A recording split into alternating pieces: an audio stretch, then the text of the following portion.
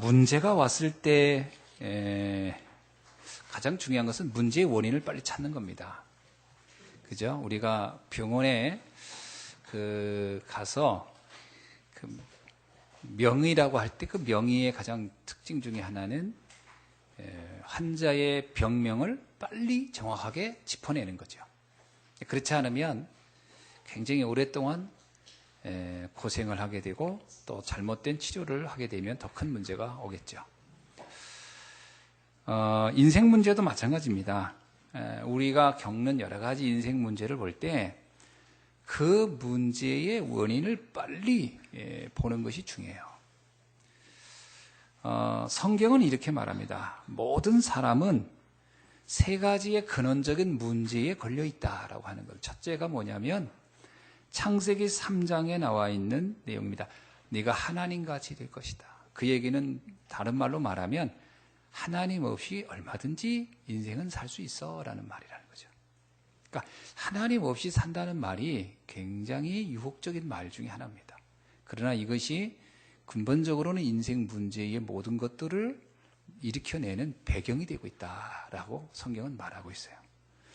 두 번째는 창세기 6장입니다. 창세기 6장은 네피림 사건이라고 기록되어 있지만 그 배경을 보면 이런 얘기입니다. 사람이 세상의 아름다움을 보고 육체가 되었다 이렇게 얘기하죠. 그 얘기는 인간이 세상 중심적으로 삶을 살게 됐을 때 우리가 세상에서 삽니다마는 중심 자체가 세상 중심이 되어버리면 거기에 많은 문제들을 우리는 겪게 되고 그리고 그 문제를 벗어날 수 없다라는 겁니다.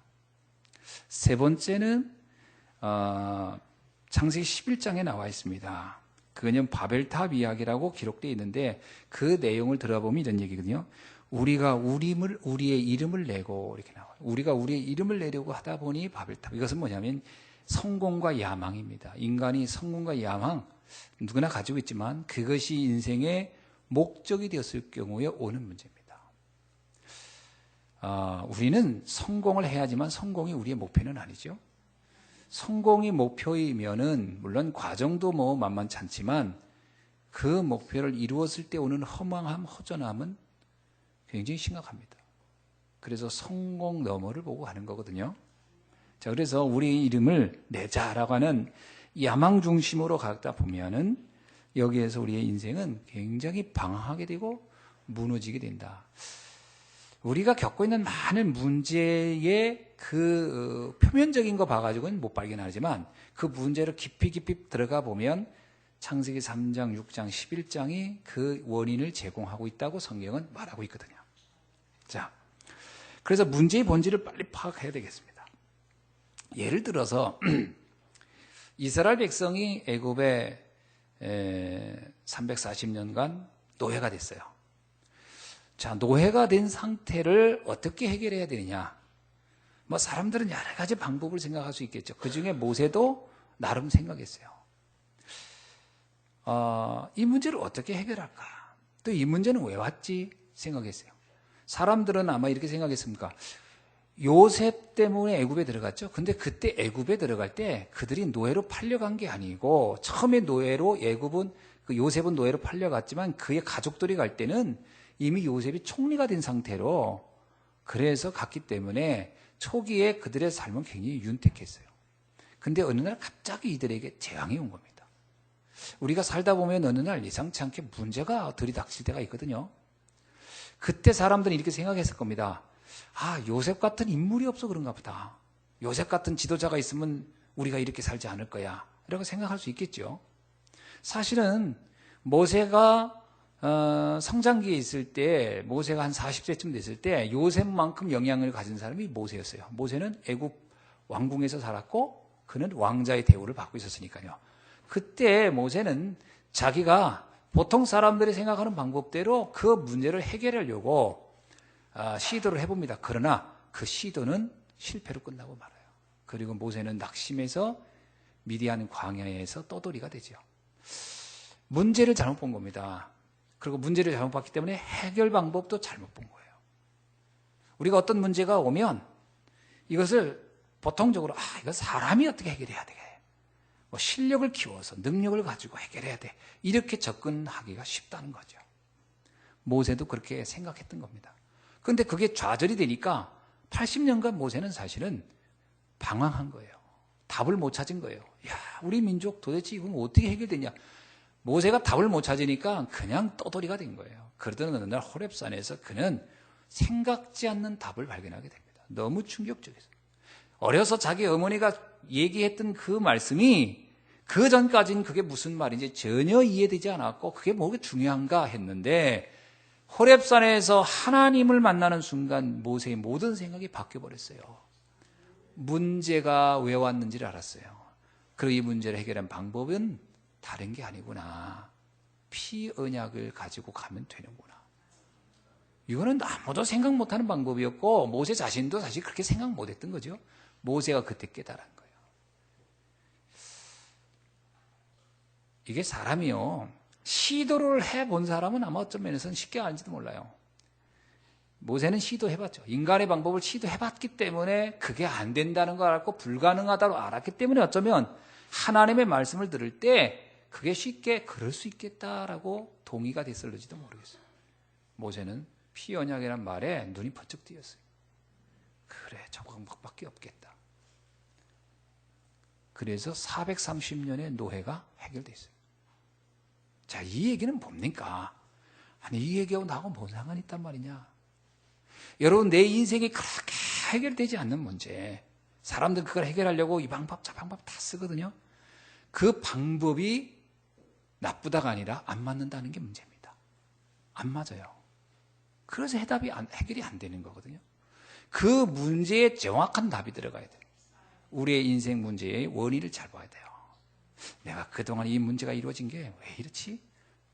하나님 없이. 이게 왜 이렇지? 세상 중심. 이게 왜 이렇지?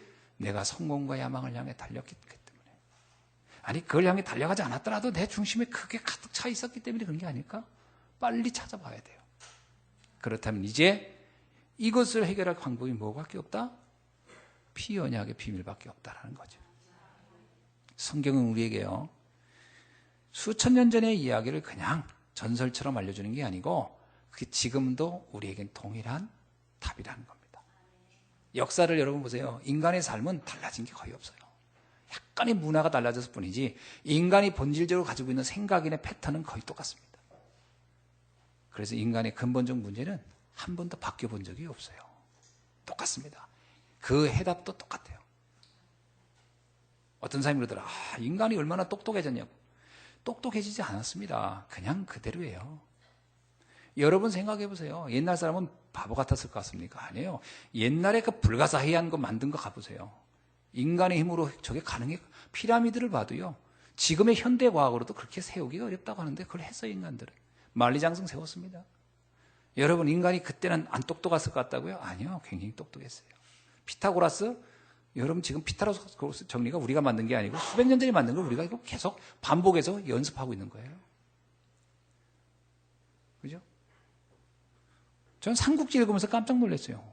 어떻게 그때 사람 이런 걸 썼지? 나는 읽기도 힘들다. 거기 나오는 인물이 하도 많아서. 근데 그들은 그걸 썼단 말이죠. 그들이 똑똑한 겁니다.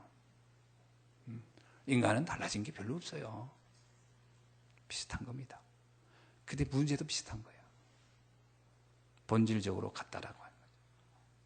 자, 바벨론의 포로 문제입니다. 바벨론으로 사람들이 포로가 되어 끌려갔죠. 사람들은 생각했습니다. 와, 왕이 잘못돼서 무능한 왕을 만나서 저래 라고 생각했을 겁니다. 아닙니다. 에레미야가 말했어요. 우리가 이렇게 된 데는 다른 데 원인이 있다. 그래서 에레미야의 메시지 중에 왕을 탓하는 얘기가 하나도 없어요. 이 백성이 하나님을 멀리했다는 거예요. 하나님의 말씀을 알지 못하고 있다는 거예요. 하나님 말씀을 모르니까 그런 재앙이 어느 날 들이닥쳤다는 거예요. 그래서 뭐라고 하는지 알아요? 괜찮다, 괜찮다는 거짓 선지자들을 조심하라는 거예요. 그냥 이렇게 살아도 괜찮아. 아니, 하나님 말씀, 하나님 말씀 안 믿었다고 해서 문제가 와? 어떤 사람들은 하나님 안 믿는다고 해서 하늘에 벌이 내리나 갑자기 벼랑이 떨어지나? 괜찮아, 괜찮아. 그날이 그 재앙의 날이 너를 덮칠 것이라. 하나님의 말씀을 몰랐을 때. 백성들이요, 바빌론에 포로되어 갔을 때 그들이 비로소 거기에서 에스라 선지자를 통해서 말씀을 듣게 되면서 깨달아요. 아, 우리가 하나님 말씀을 너무 몰랐구나. 하나님 말씀을 너무 몰랐다는 얘기는요, 정확히 말하면 세상의 이치를 몰랐다는 얘기고, 인간을 몰랐다는 얘기고, 사람을 몰랐다는 얘기예요. 너무 몰랐구나. 우리가 아는 게 없었구나. 그들이 그때 깨닫게 되죠. 그러면서 그들은 회복되기 시작합니다. 여러분, 아수르의 침공을 받았어요. 히스기야 왕 때 아수르가 침공했어요. 아수르는 아수르라고 하죠. 이 아수르가 침공에 들어왔는데 이들은 굉장히 강대국이었습니다. 히스기야 왕이 당황했어요. 히스기야 왕이 무슨 생각이냐면, 그래, 이거를 돈으로 어떻게 이 사람들은 좀 마음을 달래보자. 그래서 자기가 있는 재물을 막 싸가지고 가서 주려고 하니까 아수르 왕이 뭐라고 하냐면, 우리는 그 정도로 만족하지 않고 니네 나라 전체를 원해. 이렇게 나와요. 야, 그 아수르 왕이, 이 아수르의 요구에 히스기야 왕이 당황하는 겁니다. 내 재산 다 주고 우리 나라를 다 줘야 된다? 이건 아니지 않나. 그러니까 그동안 이 히스기야 왕이 애굽하고 아주 자별하게 잘 지냈어요. 애굽이 어려울 때 도와줬고 그런 일이었습니다. 애굽에다 요청을 합니다. 우리가 지금 나라가 위태로우니 우리 좀 와서 도와달라고 얘기를 해요. 근데 이 애굽은 말은 합니다. 갈게. 근데 굳이 남나라 전쟁에 우리가 개입할 이유 없고, 아수르를 가만히 보니까 저게 부상하고 있는 나라야. 괜히 이스라엘 도와준다고 했다가 우리까지는 불꽃 튀겠다. 그때 애굽은 내분이 있어서 나라가 지금 정신이 없었을 때였어요. 도와준다고 말은 했지만 도와주지 않습니다. 히스기야 왕 그때 절망합니다. 아니, 형제 국가라고 했는데, 너는 우리 우방이라고 했는데 우리가 위태로우니까 이제 뒤로 물러서 큰일 난 거예요. 히스기야 왕이 그때에서 깨닫습니다. 이 문제가 왜 왔지? 이걸 어떻게 해결한단 말인가? 그때 선지자가 히스기야 왕에게 말합니다. 하나님을 찾으라. 그때 히스기야 왕이 생각해요. 하나님밖에 믿을 게 없겠구나. 그래서 성경에 보니까 그가 하나님 앞에 그 아수르 왕이 보낸 항문 문서, 너희들 있는 거 다 내놓고 나라 다 문 열고 이제 항복해. 항복 문서예요. 그거를 앞에 놓고 통곡하며 기도합니다. 하나님, 이 민족을 어떻게 하면 좋겠습니까? 그날 밤 아수르 군대 18만 5천이 전염병으로 완전 절명해서 전력을 완전히 상실해서 싸울 의지를 갖지 못하고 퇴각하고 마는 사건이 일어납니다. 성경은 그날 밤 천사가 그들을 쳤다 이렇게 설명하고 있어요. 문제를 잘 봐야 답이 나와요. 12년 동안 혈류증으로 고생한 여자가 나옵니다. 성경인 마가복음 5장 25절에서 29절에 보니까 12년 동안 혈류증으로, 그 얘기는 혈로 암에 걸린 여자 이야기예요. 이 여자는 암으로 고생했어요. 12년간을 많은 의사들 찾아다니면서 고쳐보려고 했어요. 근데 의사들은 아무런 도움이 되지 않고 가졌던 재산도 다 날렸다 이렇게 나와요. 이 여자는 원인을 이렇게 봤겠죠. 내가 훌륭하고 탁월한 명의를 만나지 못해서 내가 이 고생하는구나. 내가 명의를 만날 수만 있다면, 내가 훌륭한 의사를 만날 수만 있다면 나는 치유받을 수 있을 거야 라고 생각했겠죠. 근데 그러던 어느 날 그가 소문을 듣게 됩니다. 인생 모든 문제의 해결자 그리스도가 왔다는 거예요. 그때 이 여자가 생각합니다. 지금까지 그 그리스도 예수님의 활동을 쭉 들어본 바, 그분이야말로 나를 해결할 수 있는 유일한 분이겠구나. 내가 그분의 옷이라도 잡을 수 있다면 나는 도움을 받을 수 있겠다. 이 여자는 조용히 예수님이 가고 있는 거리에 가서 조용히 그의 옷자락을 잡고 납니다. 그때 예수님은 깨닫습니다. 누군가 내 옷을 잡았다는 거예요. 여러분, 그 옷이 능력을 줬답니까? 아니에요. 그 여자의 믿음이었거든요. 문제를 정확히 받고 답을 잘 본 거예요. 그래서 그 순간 그의 혈류증이 멈췄더라. 원인을 잘 봐야 됩니다. 우리의 인생 문제 어디서부터 시작됐는가? 그렇다면 그 문제를 어떻게 해결할 수 있는가? 이걸 연관시키는 것이 최고의 비밀이에요. 사실은 하나님은 우리에게 문제를 설명하고 답을 말씀해요. 그래서 백문일답이에요. 100가지 문제의 답은 하나예요. 천문일답이에요. 1000가지 문제의 답은 하나예요. 만문일답이 10,000가지 문제의 답은 하나인데 문제는 그 문제와 답을 연관시키지를 못해요, 사람들이. 그 문제에 이게 답이라는 게 연결이란 못 시켜요. 왜? 내가 가지고 있는 고정관념이 너무 강해서. 성경이 그래서 두꺼워진 거예요. 이걸 설명해 주려고. 성경에 수많은 사건과 수많은 사람과 수많은 인물들이 등장해요. 그들의 그 모든 문제를 어떻게 해결받은 것 같으냐. 딱 하나. 하나님을 만날 때 끝났다라는 거예요. 그 얘기를 계속 성경을 내하는데 사람들이요. 성경을 읽으면서도 뭐냐면 그건 그때 일이지 나하고 관련이 있겠어? 그건 그때 사람들이지. 야, 그때 사람들은 참 다행스럽다. 야, 어떻게 이럴 일이 있었냐. 나라면 되겠나? 아닙니다. 성경은 우리에게 너도 된다는 거거든요. 중요한 겁니다. 우리가 성경을 교훈서로 읽는다? 그러면 신앙생활 할 필요 없어요. 교훈 받을 책은 많아요. 그렇죠? 우리가 인생 사는 처세술을 말해준 책은 많습니다. 처세술을 배우려고 옵니까? 교훈을 얻으려고 옵니까? 아니에요. 절대로 우리가 해결할 수 없는 인생 문제의 답을 얻으려고 온 거 아닙니까? 성경은 그 답을 말하고 있다는 거예요. 이거를 빨리 찾아야 됩니다. 오늘 본문에 보면 야곱에게 심각한 문제가 찾아왔어요. 그게 무슨 문제죠? 여러분 잘 알죠? 그의 딸이 아주 악한 사람한테 잡혀서 성폭행을 당했어요. 그 아들들이 그거를 복수했어요. 이제 심각한 전쟁이 터지게 생겼어요. 야곱은 불안했답니다. 야곱은 이 문제를 처음엔 이렇게 봤어요. 34장 30절에 보니까 가나안 족속과 브리스 족속에게 악취를 내게 하였도다. 나는 수가 적은즉 그들이 모여 나를 치고 나를 죽이려니 그러면 나와 내 집은 멸망하리라. 내 수가 적어서 이 문제가 왔다라고 생각했어요. 야곱은 생각해서 우리가 힘이 모자라서 내가 능력이 안 돼서 내가 방비를 못해서 이래서 문제가 온 거다. 큰일 났구나. 어떻게 하면 좋으냐. 그러면 여러분 수가 적다면 지금부터 막 자녀를 낳거나 외인 그 사병들을 막 모집하고 막 그래야 됩니까? 어떻게 해야 됩니까? 그죠? 힘이 부족합니다. 그러면 야곱이 가진 재산 다 풀어서라도 용병을 구하든가 해야 되겠죠. 야곱은 자기에게 온 재앙과 문제가 이렇게 자기가 뭔가 능력이 부족해서 왔다고 생각을 하고 있었어요. 그래서 큰일 났구나 생각했어요. 여러분 어떻습니까? 우리에게 문제가 오면 제일 먼저 원인을 어떻게 점검하죠? 내가 능력이 부족하구나. 내가 실력이 안 되는구나. 큰일 났구나. 어떻게 하면 되지? 이런 생각 하잖아요. 야곱도 그 생각을 한 거예요. 근데 하나님의 처방은 전혀 달랐어요.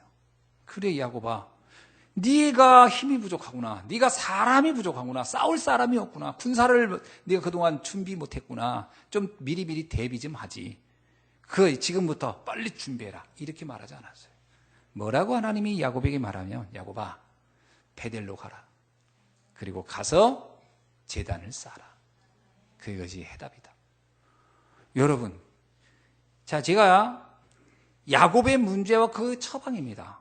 이것도 얼마나 웃기는 말입니까? 아니 지금 딸이 강간당했고 거기에 아들들이 복수했고 그들은 힘을 합쳐서 나를 죽이러 올 건데 이 문제의 해결을 하나님이 뭐라고 하냐면 베델로 가서 단을 쌓으라는 거예요. 자, 이게 이해되는 게 쉬운 게 아니거든요. 영적인 세계가 안 열리는 사람은요, 이 말을 들으면 그게 뭐지? 나도 예배 드리는데 나하고 예배 드리는 거 뭔 상관이 있어? 난 되는 거 아무도 없는데. 이렇게 말하기 쉽겠죠. 그가 예배 드린다고 되든가 이렇게 얘기하겠죠. 그렇지 않습니까? 보통 그렇게 생각한다니까요. 하나님이 야곱에게 말하기를 베델로 가라. 가서 다 예배를 사라. 그러면 세겜에서는 예배를 안 드렸나요? 예배 드렸어요. 성경에 보세요. 그가 세겜에 도착하여 하나님께 예배 드렸다. 거기서도 예배 드렸는데요. 무슨 얘기지요? 하나님이 바라는 진짜 영적인 세계, 뭔가를 말하고 있는 거예요. 야곱이 모르고 있는 겁니다. 여러분, 예배라고 다 예배가 아닌 거예요. 그 얘기를 하고 있는 거거든요. 오늘 얼마나 많은 사람들이 교회에 나가서 예배 드립니까? 오늘 이 주일날에도 수많은 교회에서 수많은 사람이 예배를 드릴 거예요. 그 모든 예배를 다 통틀어서 베델로 간 거라고 얘기하겠습니까? 아니겠죠. 그건 아닐 겁니다. 교회에 와서 앉아있다고 베델에 온 걸까요? 그건 아닐 겁니다. 뭔가 다른 얘기를 하고 싶어 하는 거겠죠.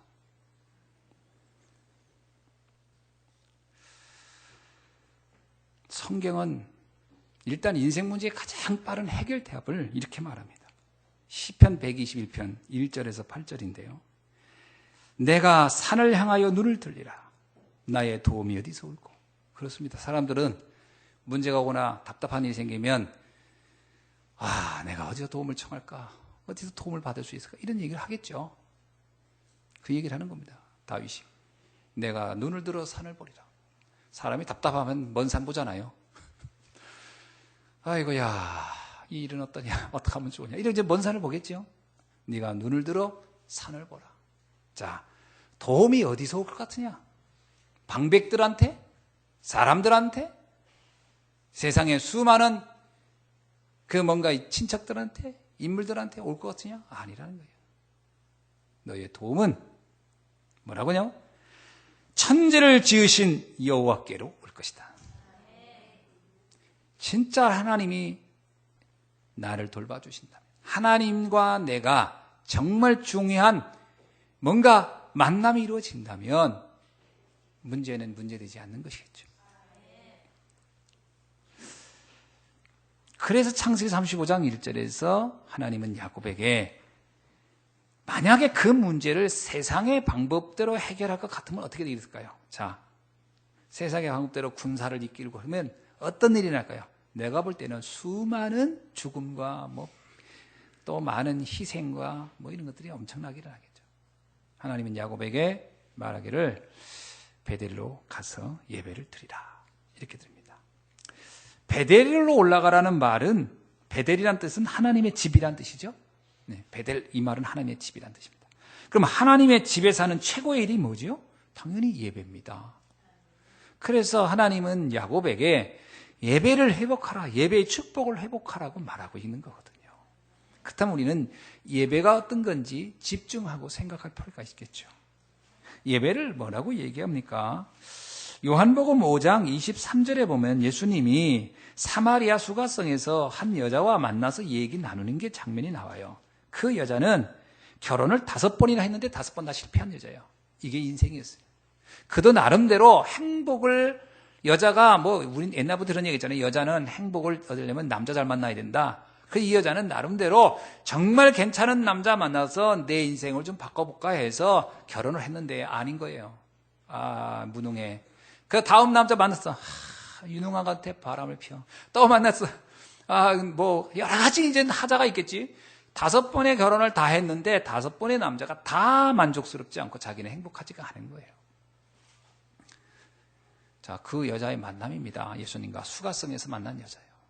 자, 근데 재미난 얘기는 그 여자에게 예수님의 말은 너무나도 엉뚱한 얘기를 해요. 뭐라고 하죠?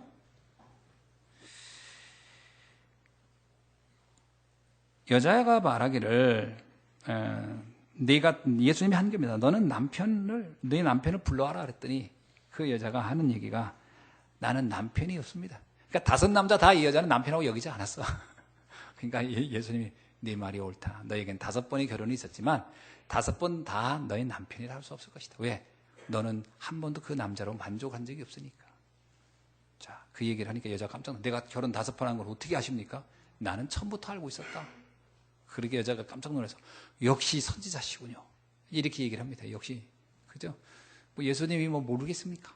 다 알겠지. 그러니까 뭐라고 하냐면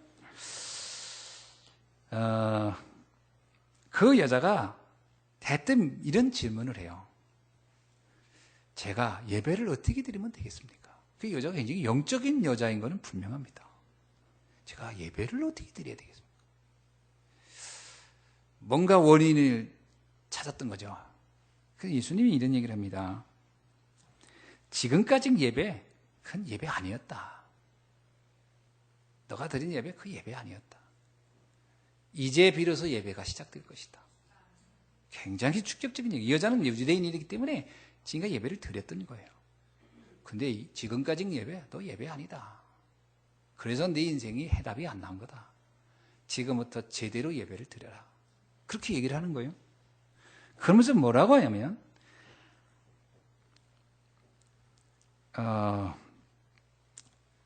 아버지께 참되게 예배하는 자들은 영과 진리로 예배할 때가 오나니. 영과 진리로. 사람들은 예배를, 유대인들은 가장 대표적인 게 유대인들의 특징이 어떤 형식과 어떤 규례예요. 그죠? 그냥 내 마음가짐 가지고 정성으로 예배를 드리면 잘 되는 줄 알았어요. 여러분, 예배를 보통 사람들이 정성이라고 생각을 합니다. 그거는 불교에서 쓰는 말이고 유교에서 쓰는 얘기예요. 정성을 다한다는 말. 기독교는 정성을 말하는 경우가 아니에요. 영적인 세계를 깨닫는 거지 정성이 아닙니다. 사람들은 예배를 정성으로 오해하더라고요. 정성으로 예배 드리는 거 아닙니다. 영적인 세계를 알고 드리는 거지. 영적인 세계라는 게 이해되냐는 거예요. 지금 내 인생 문제가 영적 문제로부터 온 걸 아냐. 그 얘기예요. 이게 여기다. 여러분, 우리가 육신적인 것 때문에 예배 드립니까? 아니거든요. 영적인 문제 아닙니까? 그러나 지금 내 삶에 여러 가지 문제 놓고 하나님께 예배 드리는데 그 예배의 모든 원인이 영적인 데 있는 것이다. 가인과 아벨의 예배 알죠? 가인은 예배를 전혀 영적인 걸 모르고 드린 거예요. 아벨은 영적인 세계를 알고 예배를 드렸어요. 똑같이 예배를 드렸는데 가인의 예배는 아무런 반응이 없어. 아벨의 예배는 하나님이 응답을 해요. 이 차이를 가인은 전혀 몰라요. 왜 나는 예배를 드리는데 왜 나는 응답이 없냐? 근데 너는 가인은 생각했어요. 억울하다고 생각한 거예요. 나는 정성을 다해서 예배를 드렸어. 처음 난 그 소출의 첫 것을 갖다가 바치고 해서 정성을 다했는데 왜 내 예배는 하나님의 반응이 없지? 그래서 기독교 예배는 정성이 아닙니다. 근데 아벨은 새끼 양을 갖다 드렸거든요. 근데 그건 하나님이 응답이 있는 거예요. 그 차이가 뭘까? 영적인 세계를 이해했다는 겁니다. 인간의 문제는 하나님의 대속의 은혜가 없이는 안 되거든요. 양을 잡았다는 얘기는 대속이라고 하는 내 인생 문제를 내가 해결할 수 없기 때문에 하나님이 해결할 수밖에 없다는 걸 알았다는 얘기고, 곡식을 드렸다는 얘기는 그 부분을 이해 못했다는 얘기예요. 성경의 히브리서 뭐냐면 그 재물이 말한다 이렇게 나와요. 재물을 잘못 이해했다는 거예요. 영적 세계 이해 안 돼. 그래서 뭐냐면 하나님은 영이시니 영과 진리로 예배. 진리가 뭡니까? 진리는 참된 건데 뭐가 참된 거? 이 세상에 참된 거는 아무것도 없어요. 뭐가 참된 겁니까? 학문이요? 계속 바뀔 건데요. 계속 비판이 오고 또 다시 바뀌고 다시 바뀔 건데요. 진리가 어디에 있습니까? 그래서 성경에 그러잖아요. 해 아래에 새 것이 없고 인간의 것 중에 의로운 게 아무것도 없다고. 하나님만 옳고 인간은 다 부패하다는데 우리가 만든 것 중에 참된 게 뭐가 있습니까? 없어요. 사랑이요? 사랑도 변해요. 여러분 옛날 그 광고 몰랐습니까? 사랑이 변하는구나 이렇게. 다 변하는 겁니다. 영원한 게 어디 있습니까? 진리는 하나밖에 없어요. 그리스도만 진리예요. 요한복음 14장 6절 나는 길이요 진리요 생명이니 예수님 자신만 진리예요. 그 얘기는 무슨 얘기예요? 예수님을 통해서만 우리는 영적인 세계를 인식할 수 있고 인생의 모든 문제를 해결받을 수 있다라고 합니다. 진짜 예배는 뭐냐? 그리스도가 이해되어야 돼요. 진짜 예배는 뭐냐? 영적인 세계가 이해되어야 돼요. 영적인 세계가 이해 안 되면 우리가 드리는 모든 예배는 의미가 없는 거예요. 가인의 예배는 억울한 예배예요, 사실은. 아니에요. 억울한 게 아니라 당연한, 그렇게 해선 예배에 응답 오지 않습니다. 야곱이 세겜에서의 예배는 어떤 예배였죠? 바로 영적인 세계가 잘 이해가 안 돼 있는 예배예요. 그래서 하나님은 베델로 가라는 겁니다. 베델에 가서 그것을 다시 영적인 세계를 체험하고 영적으로 예배드린다는 게 뭔지를 발견하라는 얘기거든요. 그래서 창세기 35장 1절에 뭐라고 하죠? 하나님이 야곱에게 이르시되 일어나 베델로 올라가서 거기 거하며 내가 내 형 에서의 낯을 피하여 도망할 때에 내게 나타났던 하나님께, 그렇습니다. 너에게 나타났다. 그 하나님은 어떻게 나타났죠? 영적인 존재로 나타났었거든요. 하늘과 땅이 막 사닥다리가 천사가 오르락내리락. 그게 무슨 얘기예요? 그게 천사가 막 보인다는 얘기예요? 아니요. 야곱이 그때 비로소 영적인 세계가 비로소 인식됐다는 거거든요. 그걸 가지고 예배를 시작돼야 된다. 그거 안 되면 예배는 다 의미가 없다. 여러분, 교회에 그냥 올 수 있습니다. 뭐 교회 누가 오는데 막을 사람이 누가 있어요. 그러나 영적인 세계가 이해되지 않고 교회 와서 아무리 앉아 있어도 그것은 예배가 아닙니다. 사실 그건 예배가 아니에요. 그래서 교회에 오기 전에 영적인 세계를 먼저 열고 할 필요가 있어요. 그래서 우리가 현장에서 성경 공부도 하고 이렇게 하는 겁니다. 그 세계를 알고 와야 돼요.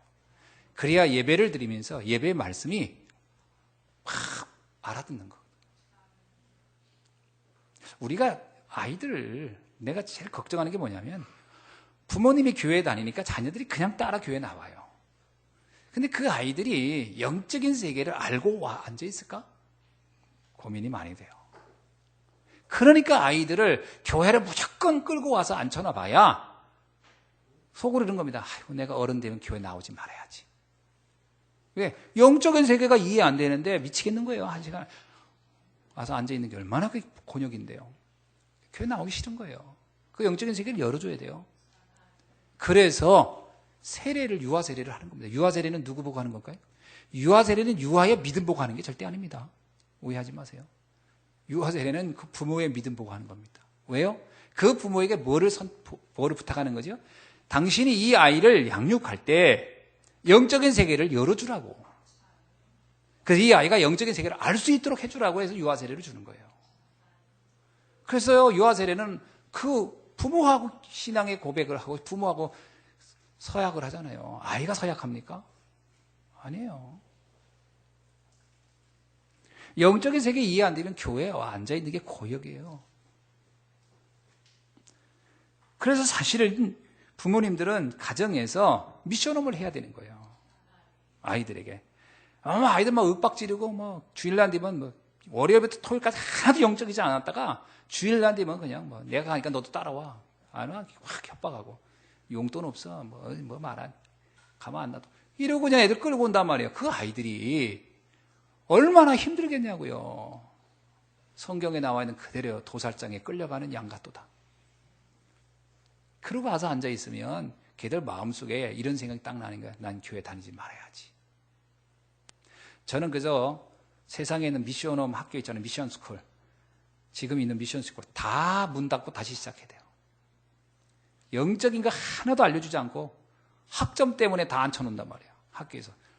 그 아이들 마음속에 이런 생각, 난 절대 기독교는 안 믿겠다. 아주 그걸 다짐시키고 앉아있는 거예요. 영적인 세계가 이해되어야 예배가 회복되는 거예요. 그래서 신명기 6장 4절로 9절을 여러분이 잘 이해해야 돼요. 거기에는 오늘 내가 내게 명하는 이 말씀을 너는 마음에 새기고 생각해야 돼요. 부모님들이. 그리고 권면하거나 부탁하는 말이 아니에요. 명령하는 거예요. 내가 너에게 명하는 것을요. 하나님은 우리 보고 명령하고 있지 권면하는 게 아니에요. 부탁하는 게 아니에요. 너희들 자녀 좀 잘 양육시켜주면 어떻겠니? 이게 아니에요. 내가 너에게 명령한다. 네 부모는 자식을 영적으로 키울 의무가 있다. 안 하면 내가 가만 안 두겠다. 이런 얘기거든요. 명령한다는 거예요. 뭐라고요? 너는 부지런히 집에 앉아있을 때든지 길에 갈 때든지 누워있을 때든지 일어날 때든지 이 말씀을 강론하라. 설명해주고 해석해주고 포럼하라는 거예요. 여러분 길을 갈 때 우리 애기들 어릴 때 그래요. 길을 가다 보면 저거 무슨 거냐 무슨 자냐 글자는 잘 가르쳐주지요. 근데요 드라마를 보거든 뉴스를 보든 여러 가지 사건들이 일어나고 문제가 터졌을 때 이거를 영적으로 설명해 줘야 돼요. 저 자연을 보면서 설명해 줘야 돼요. 이것이 우연히 만들어졌겠느냐. 하나님의 창조자의 계획에 의해서 세워진 것이다. 그래서 이런 자연을 보면서도요 창조주를 설명할 수 다양하게 아이들에게 영적인 세계를 말해줘야 돼요. 영적인 세계가 깨닫게 해줘야 돼요. 이런 교육이 하나도 없이 교회 갖다 앉혀놓으면 그게 예배입니까? 예배를 드리지 말라고 하는 것이. 그건 예배가 아니에요. 그건 자위하는 게 내 스스로 됐겠지 예배. 되긴 뭐가 돼요. 아까 그러잖아요. 사마리아 여자한테 넌 이전까지 예배는 예배가 아니다. 그렇게 드리는 예배는 아무런 그러니까 인생 문제 해답이 안 오는 거예요. 5번씩 결혼해도 해답이 안 나는 거예요. 계속 경제 문제 오고 질병 문제 와도 해답이 안 나오는 거예요. 참다운 예배가 뭔지를 모르고 있기 때문에. 내 인생을 정말 하나님께 맡기는 사건이 일어나야 돼요. 내 인생 속에 하나님이 개입하는 것이 뭔지를 체험할 수 있어야 돼요. 야곱의 베델에서 그걸 체험한 거예요. 하나님이 내 인생을 개입하고 있고 내 인생을 이끌어가고 있구나. 하나님은 전에도 나와 함께 했고 지금도 함께하고 앞으로도 함께 하시는구나. 거기서 체험한 게 그거잖아요. 이곳에도 하나님은 계시군요. 나와 영원히 하나님은 함께 하겠군요. 요게 체험된 거예요. 예배가 그게 확인돼야 돼요. 그래서 우리 자녀들에게요 영적인 이야기 많이 해줘요. 그래서 우리가 지난날 교회를 오래 다닌 것이 도리어 독이 된 경우가 많아요. 영적인 부분의 설명을 들어본 적이 없이 교회 문화에만 익숙한 거예요. 제가 요즘 교회사 공부하면서 한 가지 깨닫는 게 있어요. 314년 콘스탄티노 대제가 국교로 하기 전까지는 기독교는 엄청난 핍박을 받았는데 그때 기독교는 가장 찬란한 기독교의 영성을 가지고 있었어요. 그런데 콘스탄티노 대제가 국교로 딱 하고 나서부터 기독교는 완전히 타락해버려서 껍데기만 남게 돼요. 그래서 역사학자는 말합니다. 과연 그 환란이 끝난 것이 응답이냐 저주냐. 여러분 우리가 우리 삶에서요 신앙생활하다가 평탄해지거나 그런데 그게 응답이라고 생각하면 안 돼요. 영적인 부분에 집중력이 떨어지면 아무것도 아닌 겁니다. 그래서 우리 자녀들한테 영적인 세계를 아주 예민하게 알려줘야 돼요. 자, 이 베델의 고백이 되어져야 비로소 헌신도 나와는 거예요. 거기서 야곱이 얘기하잖아요. 이렇게 얘기하잖아요. 창세기 28장 22절에서 하나님께서 내게 주신 것 모든 것을 10분의 1을 내가 반드시 하나님께 드리겠나이다. 이 얘기는 단지 헌금하겠단 말이 아니고 영적인 세계가 이해되고 예배의 축복을 회복된 사람은 주를 위하여 헌신하는 게 너무나 당연하고 자유롭고 행복한 겁니다. 영적인 세계가 이해 안 되고 예배가 회복 안 되는 사람이 헌신한다? 아이고 어려운 거예요. 전 그래서 헌신하는 걸 보면 그 사람의 영적 상태를 알겠더라고요. 영적인 세계 잘 모르는구나. 그래서 헌신이 어렵구나. 이 세계가 이해돼야 됩니다. 그건 당연한 거라는 거죠. 여러분 생각해 내 자녀가 너무 이뻐. 그러면 자녀를 위해서 헌신하는 거고 자녀를 위해서 희생하는 건 어렵지가 않아요. 부모가. 밤에 벌떡 아가 아프다 하면 밤에도 일어나고요. 근데 사랑하지 않아 보세요. 그럼 아이가 아프다 하면 왜 아프냐고 바로 밀어내거나 그러겠지. 사랑하니까. 그 가치를 아니까. 없어도 아이가 아파 보세요. 그러면 어디든 돈을 꿔다가 어떻게든지 그 아이의 치료를 다 됩니다. 왜? 가치를 알고 중요성을 아니까. 영적인 세계가 이해되어야 헌금이 이해됩니다. 그 얘기가 야곱이 거기서 고백하는 거죠. 그 얘기는 단지 헌금만이 하라 이 말이 아닙니다. 절대로. 야곱이 영적인 세계가 이해됐다는 걸 설명하고 있는 거예요. 그런데 그 야곱이 그 영적인 세계가 시간이 가면서 희미해진 거예요. 왜 희미해졌죠? 야곱의 삶에 환란의 때가 지나갔어요. 그리고 형이 자기를 죽이려고 했던 형 문제도 해결됐어요. 그리고 세겜에 가서 너무나 풍요로웠어요. 안주했어요. 그때 야곱에게 이런 문제가 다 온 거예요. 자, 그러면 야곱에게 근원적으로 어떤 문제가 있었죠? 있습니다. 창세기 31장 19절에 보면 라헬이 친정을 떠날 때, 야곱과 함께 삼촌의 집을 떠날 때요. 떠날 때 라헬이 뭘 숨겼죠? 드라빔이라는 우상을 숨겼어요. 그것은 드라빔 그 우상의 뜻하는 것은 다신입니다. 다산. 많은 자녀를 낳는 걸 돕는다는 거예요. 왜 그랬을까요? 라헬이 성경을 읽어보면 알겠지만 30장 1절에 보면 라헬이 자녀를 낳지 못하는 거로 인해 굉장히 괴로워한 적이 있어요. 자녀 출산하지 못하는 거에 대한 트라우마가 있어요. 그러니까 그 라헬이 어떻게든 난 아이를 많이 낳아야 돼. 그런데 그거를 하나님이 아닌 우상의 방법을 가지고라도 낳겠다는 거예요. 그래서 드라빈을 가지고 갑니다. 그런데 야곱이 그것을 묵인해요. 왜 묵인하죠? 인정 때문에. 너무 사랑하는 여자예요. 근데 그 여자가 아이를 못 낳아서 너무 괴로워한 걸 알아. 근데 그 여자가 나 좀 아이 좀 많이 낳으려고 내가 이걸 가지고 간다고 하는 거예요. 드라빔에. 그러면 야곱이 생각할 때 그래 딱 그거라도 있으면 좋겠다. 위로가 되겠지. 허락해버린 거예요. 여러분 우리가 말씀이나 복음보다 인정을 앞세우면 영적 문제 옵니다. 보통 우리가 팀 사역할 때 함부로 팀 사역을 못 보내는 거예요. 사람들이 팀 사역 어떻게 하냐. 가서 말을 이렇게 들어보면 인간적으로 너무나 이게 와닿는 얘기가 많아요. 힘들고. 그러면 얘기하다 말고 인정주의로 빠져가지고 그 말을 동의하고 앉아있어요. 그래. 그럼 교회 빠져야지 뭐 어떡하겠냐. 아무리 들어봐도 교회 나오면 안 되겠다요. 나라도 너처럼 빠지겠다. 그러고 앉아있는 거예요. 인정주의에 빠져가지고. 그게 무슨 신앙입니까? 그리고 팀 사역했다고 하고 와요? 그건 팀 사역 아닙니다. 인정주의지. 그게 야곱이 빠진 함정이었어요. 인정주의. 말씀과 복음에 정확하게 설명해 줘야지. 결단해야 된다. 여러분 우리가 어려우니까 하나님의 힘이 필요한 거예요. 그죠? 내가 힘들어요. 그러니까 더 예배를 성공해야 돼요. 뭐라는 줄 알아요? 너 힘들어서 예배 빠져요. 아, 맞다. 힘드니까 빠져라. 더 망하라는 얘기입니다. 그게 인정주의가 가는 함정이에요. 하나님께 더 매달려야죠. 하나님의 도움이 더 필요한 때 아닙니까? 이런 부분이 우리 신앙생활을 할 때 굉장히 착각하는 거예요. 그게 굉장히 믿음 좋은 것이냐? 안 그렇습니다. 그 좋은 믿음 아닙니다. 변질된 믿음이지. 진짜 믿음은 하나님을 바라보는 거예요. 야곱이 영적인 세계를 알면서도 사랑하는 아내에 대한 인정주의가 아내가 드라빔을 가지고 가는 거에 대해서 묵인해버린 게 문제가 온 거예요. 그건 가정의 영적 질서가 다 무너져버린 거예요. 그 가문의 흑암이 덮여버린 거예요.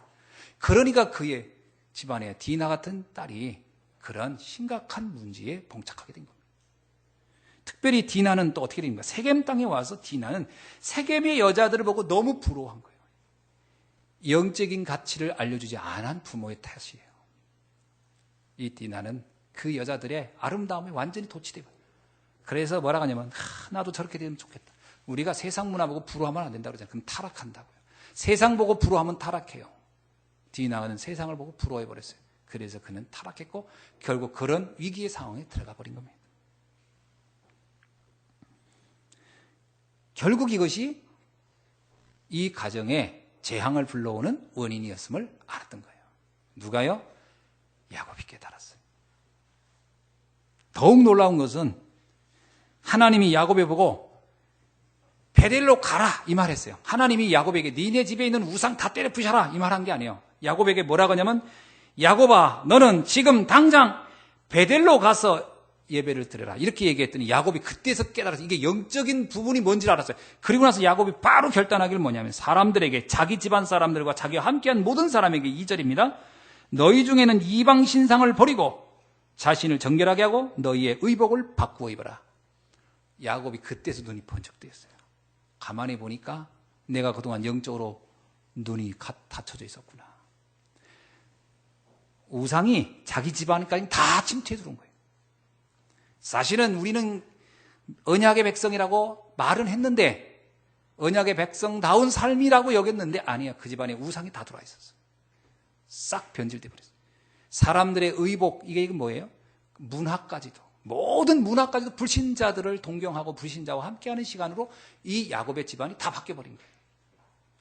우리가 자칫 한번요, 복음 안에 있으면서도 삶이 어느 날 보면 불신자를 동경하고 불신자를 부러워하고 불신자를 따라가고, 아유, 복음이 있으면 뭐해, 저렇게 살아야지, 저런 식으로 살다가 저렇게 가야지, 이렇게 돼버리는 거예요. 전부 다. 그게 야곱의 가정이 그렇게 돼버린 거예요. 빨리 깨달아야 돼요. 야곱이 불신자가 아닙니다. 그는 언약의 가정이었어요. 그러나 그 환경에 흡수해요. 그 문화가 무서운 겁니다. 사단이 어떻게 공격한다? 문화로 공격하는 거예요. 세상 문화 무섭습니다.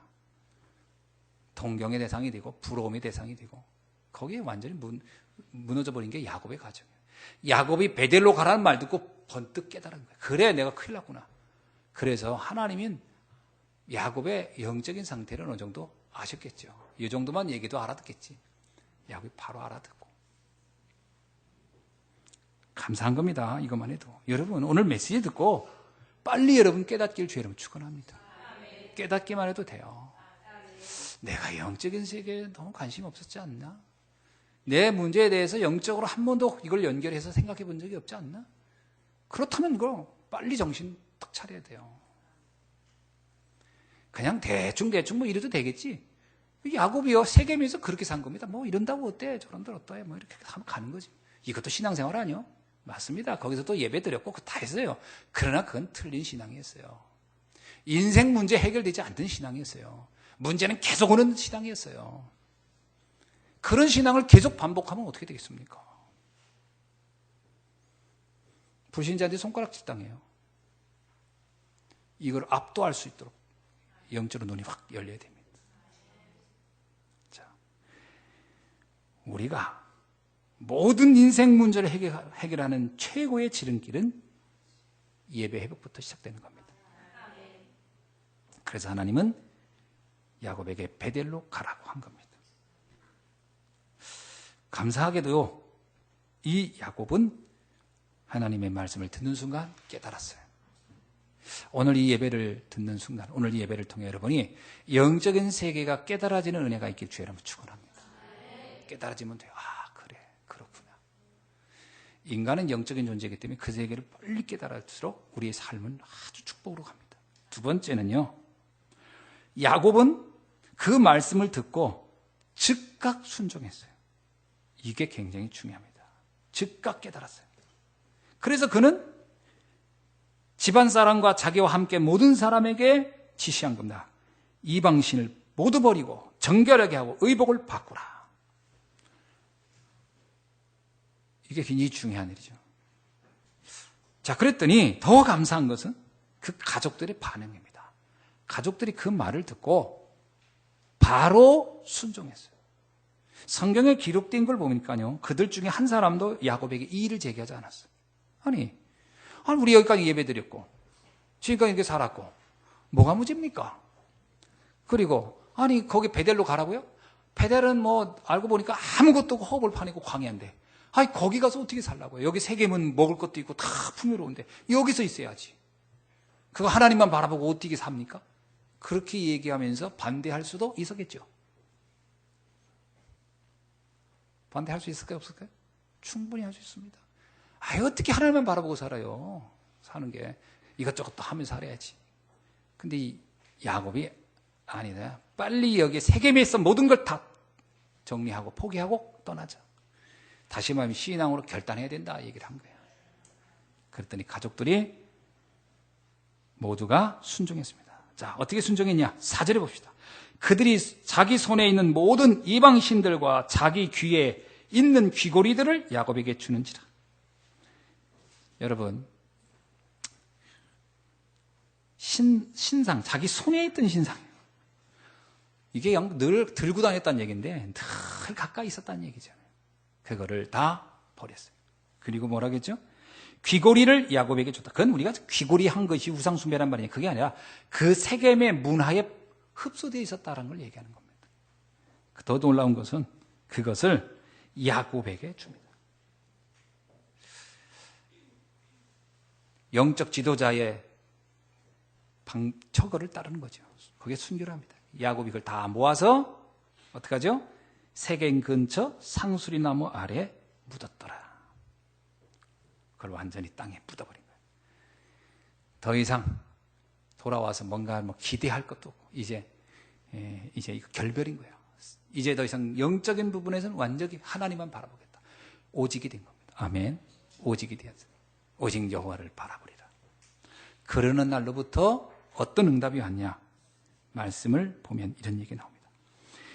야곱이 하나님의 말씀을 듣고 결단만 했을 뿐인데 35장 5절입니다. 그들이 떠났으나 하나님이 그 사면 골들로 크게 두려워하게 하였으므로 야곱의 아들들을 추격하는 자가 없었더라. 야곱과 그의 자녀들이 영적인 부분에 결단만 했을 뿐인데 그 가문의 위기를 하나님이 다 막아버렸어요. 여러분, 우리가 신앙생활의 시작은 발견과 결단입니다. 영적 세계를 이해하고 결단해야 돼요. 그날로부터 하나님의 역사가 시작되고요. 그 결단하는 날로부터 예배는 시작되는 겁니다. 예배의 회복은 그때부터인 겁니다. 우리 몸이 와 앉아있다고 예배가 아니에요. 그렇잖아요. 내가 몸이 와 있다고 그게 예배입니까? 아니, 나도 옛날에 소풍을 절로 무지하게 많이 다녔어요. 내 몸이 절에 가 있다고 내가 불자듭니까? 아니잖아요. 그냥 그 건물 보는 건데. 아니, 교회 와서 그냥 꾹뻑뻑 졸고 앉아있다가 하는데 그게 뭐 예배입니까? 그냥 왔다 가는 거지. 그걸 뭐라고 합니까? 전형적인 교인이라고 하는 거잖아요. 교회 다니는 사람. 교인 돼가지고는 아무런 응답이 없어요. 성도가 돼야죠. 영적인 세계에 체험이 있어야죠. 그걸 결단해야 돼요. 예배 드리는 사람 자신이 결단하는 거예요. 내가 오늘 하나님의 말씀을 듣는다. 내가 오늘 하나님과 큰 영적 교제를 하는 시간이다. 이게 결단이 있어야 돼요. 그날부터 응답은 시작되는 거예요. 야곱이 그 결단하는 날로부터 역사가 시작됐어요. 그래서 이 말씀을 듣고 깨닫는 것은 은혜입니다. 그래서 성령이 아니고선 예수가 주라 시인할 자가 없느니라. 진짜 복음이 이해되는 거 하나님의 은혜로 되는 거예요. 그리고 나서 야곱이 베델에 와서 예배를 드립니다. 예배를 드릴 때 최고의 언약을 확인받는 거죠. 이스라엘이라는 언약입니다. 그러면서 11절 볼게요. 나는 전능한 하나님이라 생육하고 번성하라. 놀랍죠? 창세기 1장 20절 28절에 나오는 말씀 그대로입니다. 내가 에덴의 축복을 회복할 것이라는 거예요. 더 이상 결핍 이런 것이 있지 않다는 거예요. 생육하고 번성할 것이다. 내 백성이 총회가 너로부터 나오고 왕들이 네 허리에서 나오리라. 드디어 국가가 만들어질 것이라는 거예요. 어디에 했는데요? 베델이라는 곳에 아무것도 없는 데 가서 했는데요. 그건 누구하고 옛날하고 비슷합니까? 아브라함하고 얘기한 거 비슷해요. 아브라함이 조카 롯을 보내고 나서 허업을 파냈는데 동서남북을 바라보라. 이곳에 내가 너를 다 줄 것이다. 미래를 본 것이죠. 미래를 약속한 거잖아요. 똑같습니다. 야곱에게도 아브라함에게도 이삭에게도 그 방식은 똑같아요. 오직이 결론 날 때 지금 내가 가진 것이 아무것도 없어도 오직이 결론 날 때 하나님 그때부터 모든 응답을 부어주시고 역사하는 줄로 믿습니다.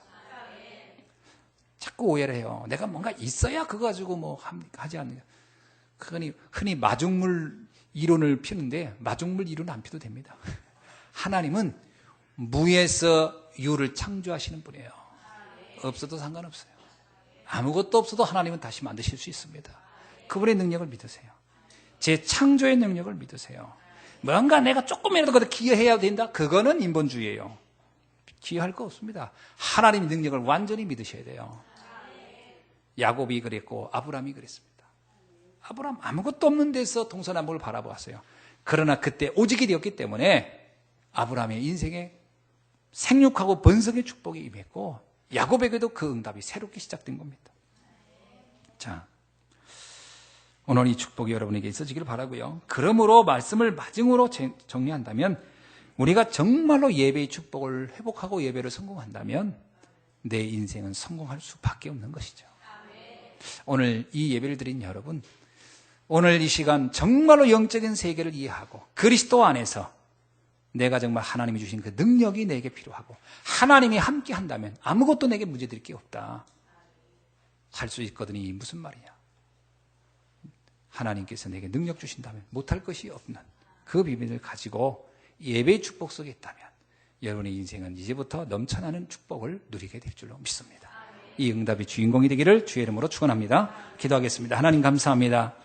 오늘 야곱을 통하여 다시 한번 오직의 비밀을 이해하게 하시고 하나님 앞에 결단의 응답을 갖고 새로이 시작하는 하나님의 재창조의 축복을 누리게 하옵소서. 살아계신 주 예수 그리스도의 이름으로 기도하옵나이다. 아멘.